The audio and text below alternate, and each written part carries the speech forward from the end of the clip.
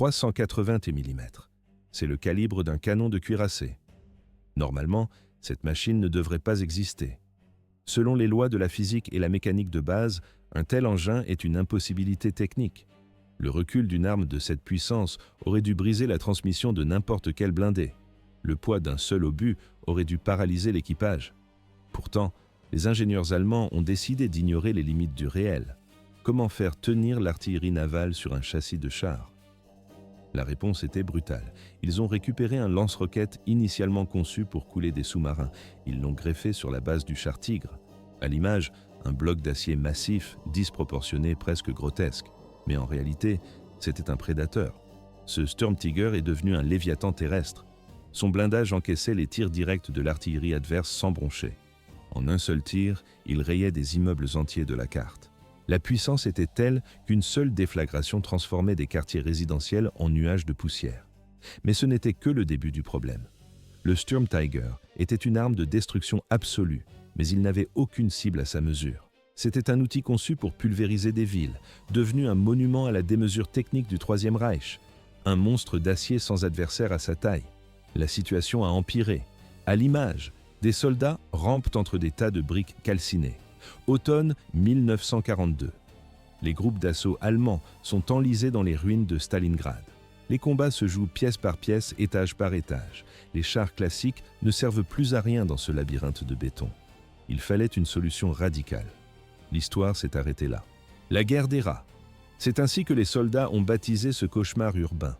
Les combats se déplacent dans les sous-sols, les cages d'escalier et les tunnels d'égouts. Dans l'obscurité, les hommes s'arrachent des grenades dégoupillées pour les renvoyer avant l'explosion.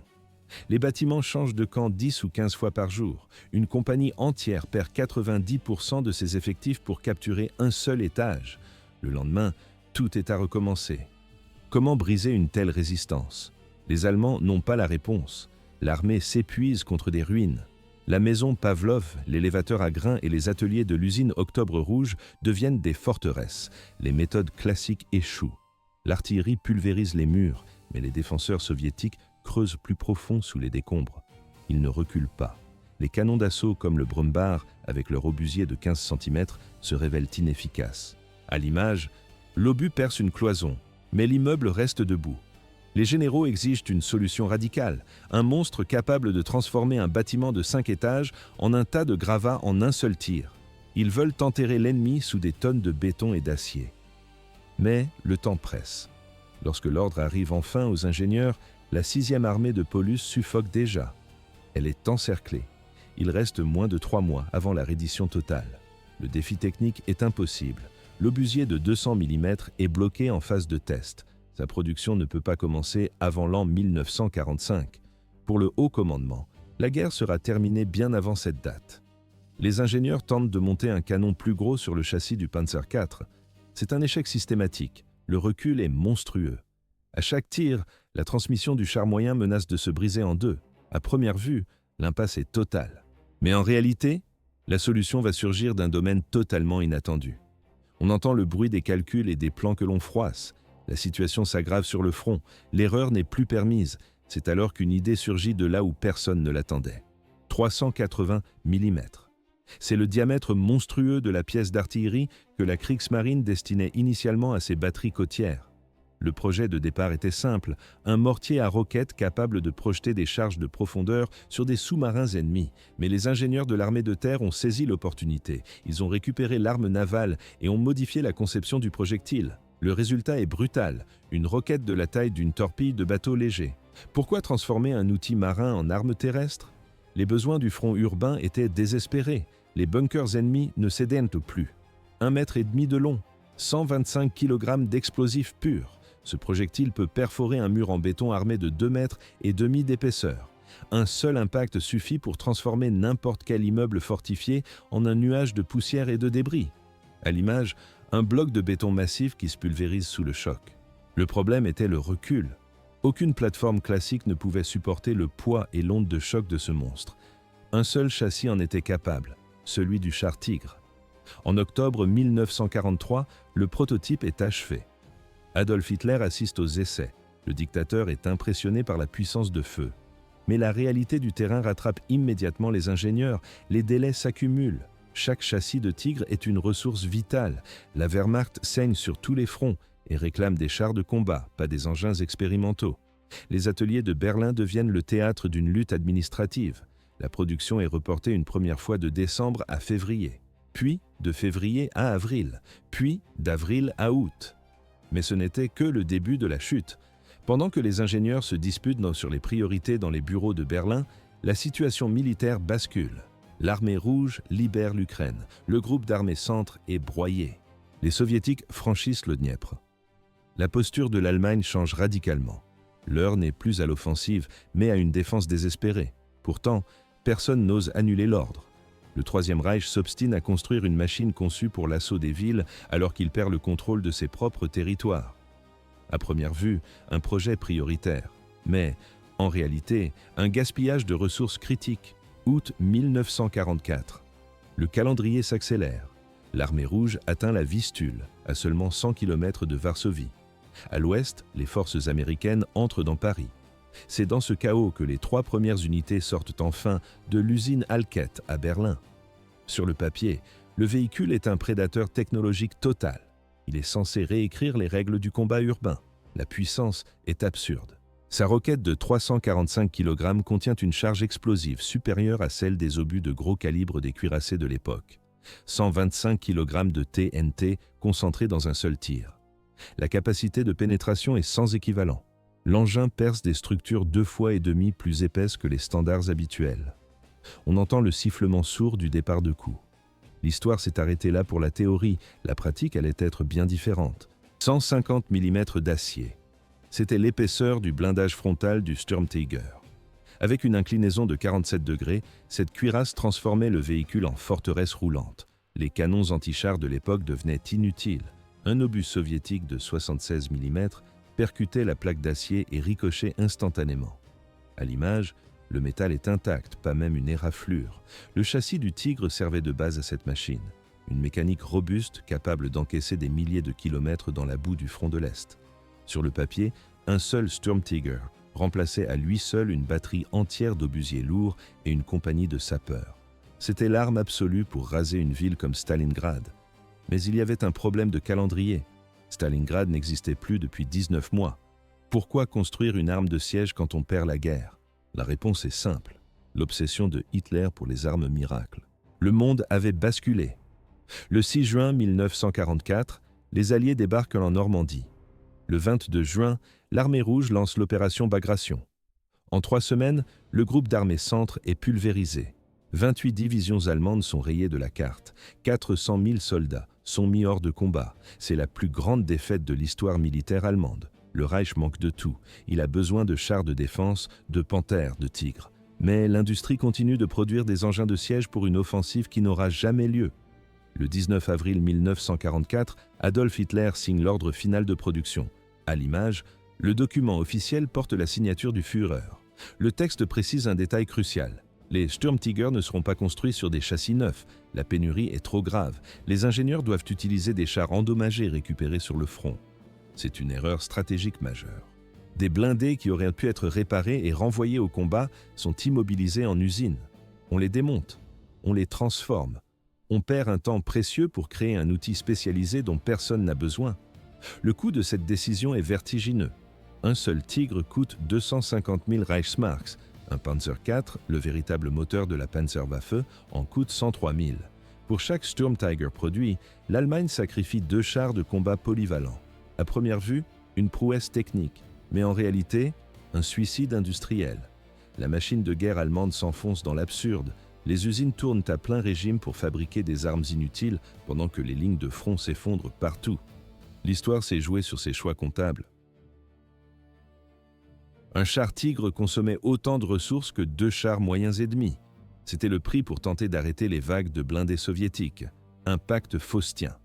Pourquoi construire des monstres quand le front s'écroule? La réponse est absurde, mais elle définit la fin du Troisième Reich. Été 1944. L'armée rouge détruit les divisions allemandes à une vitesse record. Les pertes sont impossibles à remplacer. En Normandie, les Alliés brisent les lignes de défense. Chaque blindé compte pour la survie du pays. Pourtant, l'industrie allemande assemble 18 engins géants. Leur mission, prendre d'assaut des villes fortifiées. À l'image, des ouvriers soudent des plaques d'acier massives. L'Allemagne ne capture plus de villes, elle recule partout, elle tente désespérément de défendre ses propres positions. Le haut commandement a choisi la fantaisie de la vengeance plutôt que la réalité du terrain. 18 châssis précieux sont sacrifiés. Ils ne deviendront pas des chars de combat mobiles pour freiner l'ennemi. Ils deviennent des armes spécialisées pour une guerre offensive, une guerre déjà perdue à Stalingrad 1 an et demi plus tôt. Le point de no-return était franchi, bien avant que le premier véhicule n'ouvre le feu. Initialement, le plan prévoyait 14 véhicules par compagnie. Mais la réalité a imposé sa loi. La production stagne, le manque de matériaux bloque les chaînes de montage. Finalement, chaque unité ne reçoit que 4 Sturmtiger. Août 1944.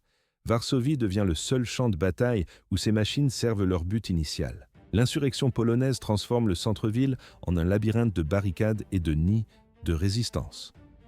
Le commandement allemand décide d'y tester sa nouvelle arme de destruction. On entend le grondement lourd d'un moteur de 12 cylindres.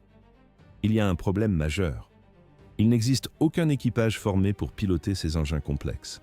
À l'intérieur du premier Sturmtiger, on ne trouve pas de soldats d'élite.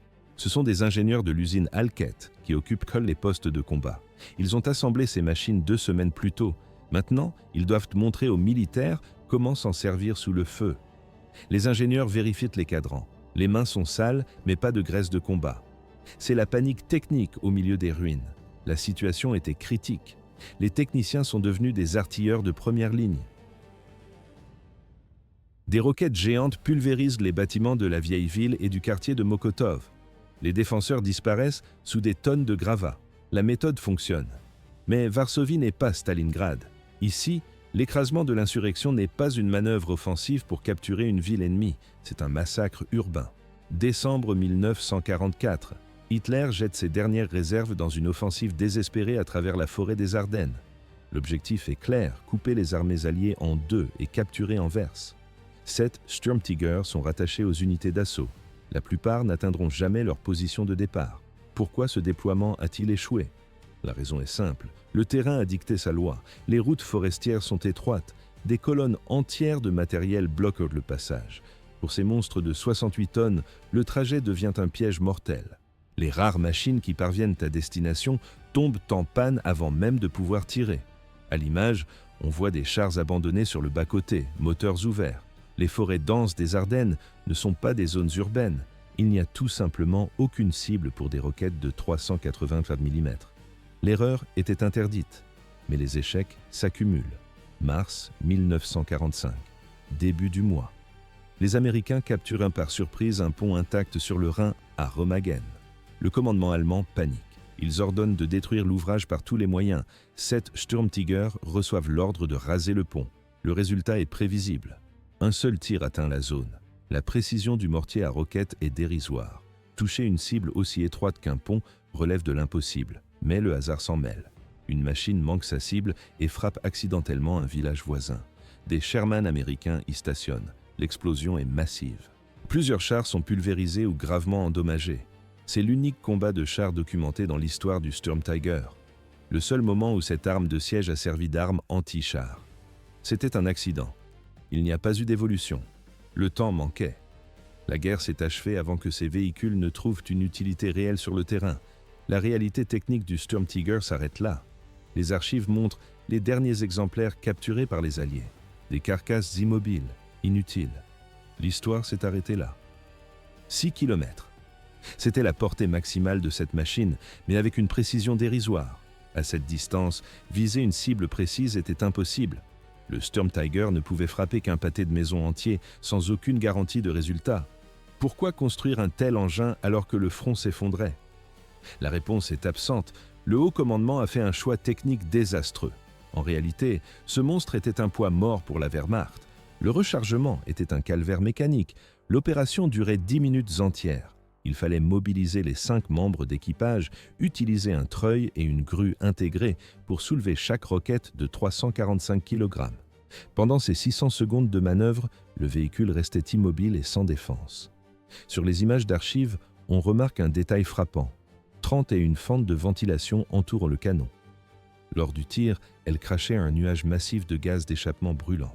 La position du char était instantanément signalée à l'ennemi. Rester sur place après avoir fait feu équivalait à attendre les obus de l'artillerie adverse. La logistique était un cauchemar. Le Sturmtiger ne transportait que 14 roquettes. Son poids atteignait 68 tonnes. Il utilisait le moteur du char Tigre classique, ce qui entraînait une consommation de carburant monstrueuse. Chaque mouvement épuisait les réserves déjà critiques du Reich. Mais l'inefficacité technique n'était rien face à la folie stratégique. La construction d'un seul Sturmtiger consommait autant de ressources que 3 chars Panzer IV ou 2 canons d'assaut Stu-G3. À l'image, ces véhicules légers auraient pu ralentir les armadas soviétiques fonçant vers Berlin. Ils auraient pu défendre les villes allemandes au lieu de préparer l'assaut de cités étrangères déjà perdues. L'erreur était fatale. Au cours de l'été et de l'automne de l'an 1944, le Reich perdait des centaines de blindés chaque semaine sur 2 fronts. 17 châssis précieux n'ont pas été transformés en armes défensives puissantes. On en a fait des monstres spécialisés pour une offensive qui n'aurait jamais lieu. Le fer a été gaspillé. Les blindés ont fini abandonnés ou détruits sans avoir changé le cours de la guerre. L'histoire s'est arrêtée dans les décombres de l'Allemagne. 18 monstres d'acier sur le papier. Mais sur le terrain, la réalité était brutale. Les équipages ont reçu des machines qui se trahissaient dès le premier tir. La détonation était si violente qu'elle signalait immédiatement leur position à l'ennemi. Le rechargement prenait un temps infini. En raison d'un poids monstrueux et d'une consommation de carburant délirante, la retraite était impossible. Pourquoi avoir construit un tel engin? La réponse est simple. C'était une arme conçue pour une guerre terminée depuis 2 ans. Elle était bâtie pour une armée qui ne progressait plus. Mai 1945. La guerre en Europe s'arrête. Sur les 18 véhicules produits, seuls quelques-uns sont encore intacts. La plupart ont été abandonnés par leurs équipages bien avant la reddition officielle.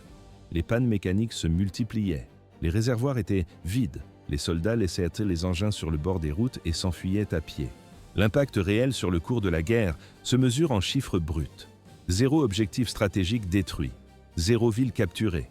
Un seul combat accidentel contre des chars américains a été recensé. À l'image, des carcasses abandonnées dans la boue. Le nombre total de tirs de combat contre l'ennemi dépasse à peine la centaine. 317 roquettes ont été produites pendant toute la durée du conflit. À titre de comparaison, une seule batterie de lance-roquettes Katyusha tire autant de projectiles en 1 mois de combat. Le déséquilibre est total. Que reste-t-il aujourd'hui de ce projet? 2 exemplaires ont survécu. Le premier se trouve au musée des blindés de Münster, en Allemagne. Le second est exposé au musée de Kubinka, près de Moscou. À l'écran, on voit ces masses de métal immobiles sous les projecteurs. À première vue, ces engins impressionnent par leur taille. Mais en réalité, ce sont des monuments dédiés aux erreurs de jugement. Ces véhicules symbolisent un régime à l'agonie, un pouvoir qui ne construisait plus d'armes pour le présent, mais pour nourrir des fantasmes sur le passé. Le Sturmtiger n'a aucune descendance directe, c'est une impasse évolutive dans l'histoire des technologies militaires. Les obusiers automoteurs, l'histoire du Sturmtiger n'est pas celle d'une arme. C'est le récit d'une folie stratégique déguisée en prouesse technique. À l'image, on voit un monstre d'acier de 65 tonnes, une gueule de mortier de 380 mm. Mais ce char ne servait à rien. Pourquoi construire un tel engin? La réponse est brutale. Le commandement allemand vivait dans le passé. La machine de guerre produisait des solutions pour les problèmes d'hier. Elle ignorait la réalité du front. Quand la technologie naît de la nostalgie et non des besoins réels, elle devient un monument au désespoir. Le Sturmtiger était une réponse technique brillante pour gagner la bataille de Stalingrad en 1942. Le problème, c'est qu'il a été construit en 1944. À cette date, Stalingrad n'existait plus pour le Reich.